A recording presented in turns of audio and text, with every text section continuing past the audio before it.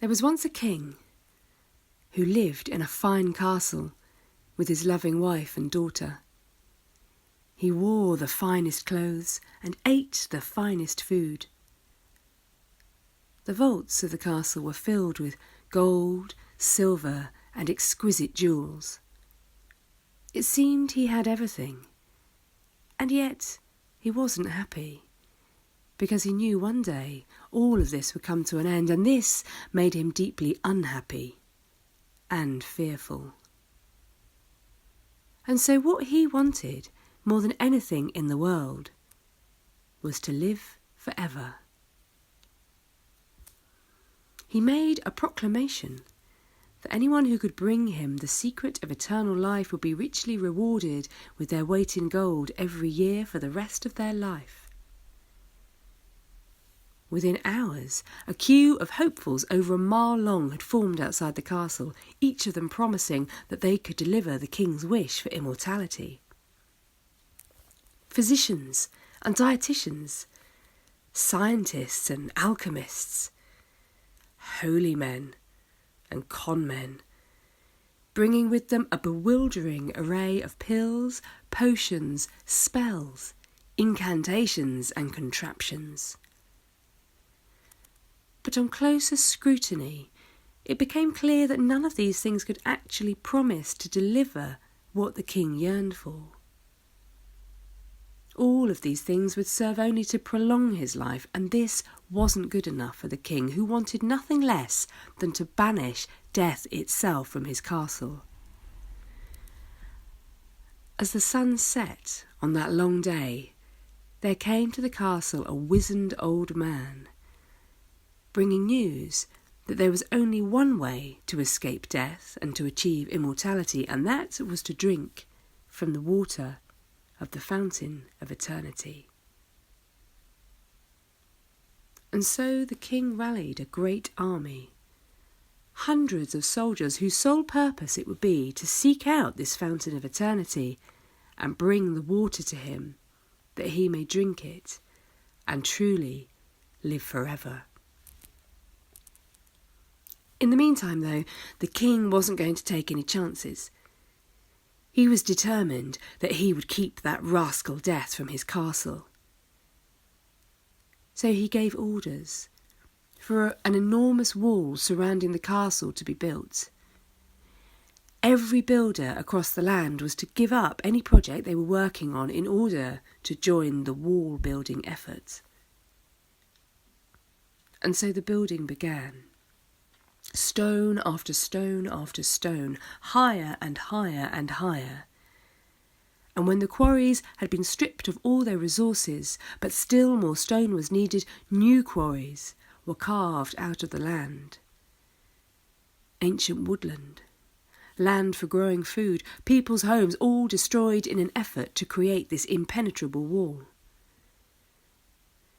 The king became utterly obsessed in his quest for immortality, blind to the destruction happening all around him, deaf to the words of his wife as she tried to reason with him, and oblivious to the suffering he was causing to his subjects and to his family, especially his daughter, who missed talking and playing with her father.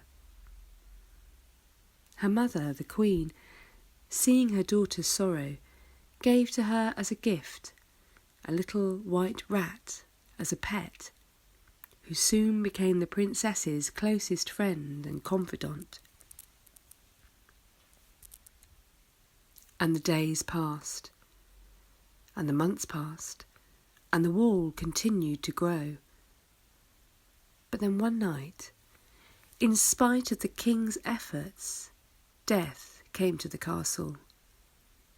But not for him, the queen, the princess, or indeed any other human that dwelt there. Death came in the night for the princess's little white rat. The king, awakening to the sound of heart-rending sobs, for a moment he wants more than anything to go to his daughter and soothe her in her sorrow. But no. He stops himself and pushes these feelings away. Her crying over this rodent served only as a reminder of death and of the grief that must follow as surely as night follows day. This cannot be, he thought. There must be no grief, for if there is no grief, surely there can be no death. So that very day came another proclamation. From this day forth, no man, woman or child shall shed a tear for the passing of a loved one, or indeed any other cause of their sorrow. And just to be extra sure, the king ordered further building of the wall to make it even higher, eventually blocking out the light and plunging the castle into darkness and gloom, stifling any joy that remained within those walls. With all expressions of grief and sorrow banned, there was nowhere for people's tears to flow.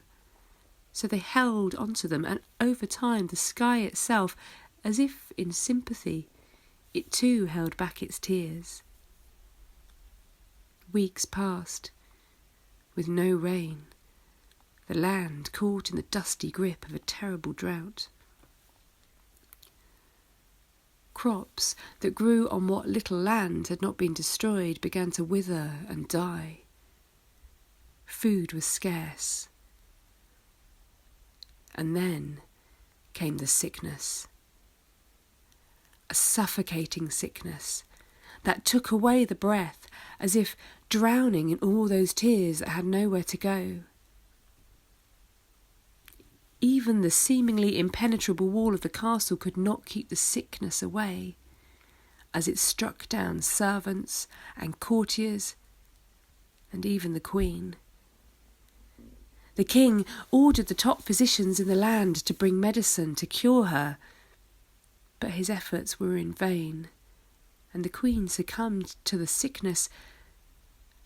But just before she took her last breath, the king ordered for her body to be laid in a chest of ice, suspended in animation until a cure for the sickness could be found. "Ha! What do you think of that, Death?" he cried. "I will take back my beloved wife from your fiendish clutches. You will not get the better of me." A year and a day passed, until there came news of a cure for the sickness. The queen's body was lifted from the chest of ice, and 3 drops of the medicine placed upon her tongue. As they slipped down her throat, she gave a great gasp as her breath returned to her body. She stared at her husband, her eyes wide with confusion. With some effort, she rose from the bed and spoke. "Why did you do this to me?" And then she turned from him and walked away. As the days passed, she would neither see him nor speak to him. Endlessly she walked the corridors of the castle, present only in body, her spirit and all that she had been dwelling elsewhere. One day, the princess went to the king and pleaded with him. "Father, this is madness. But worse than that, this is cruel. I love my mother with all my heart, but I can't bear to see her like this. You have to let her go." He knew she was right. And later that day, he held his wife in his arms as she gently, peacefully, and gracefully slipped away from him forever. And now his grief was too much to bear. Rising up from within, he could no longer push it away. He ran to the top of the highest tower of the castle wall and looked out over the land that he had destroyed, now parched and scarred. He saw the devastation, he saw the suffering. He thought about his wife and his daughter and everything that he had lost. And then a single tear formed in the corner of his eye, rolled down his cheek and fell onto the dry and dusty ground below. Then came another and another as the king fell to his knees and wept. His tears formed a puddle where they fell upon the earth, and the puddle became a lake, and the lake became a river which flowed through the land, quenching and reviving all that it touched. And then, for the first time in months, it began to rain. Climbing down from his tower, the king started to walk, following the course of the river, and everywhere he went he saw life and colour restored to the land, green shoots bursting forth. He walked for many days and nights, until one day, in a clearing in a forest, he came across a fountain, and there stood the wizened old man. The old man scooped up water from the fountain into a cup and offered it to the king.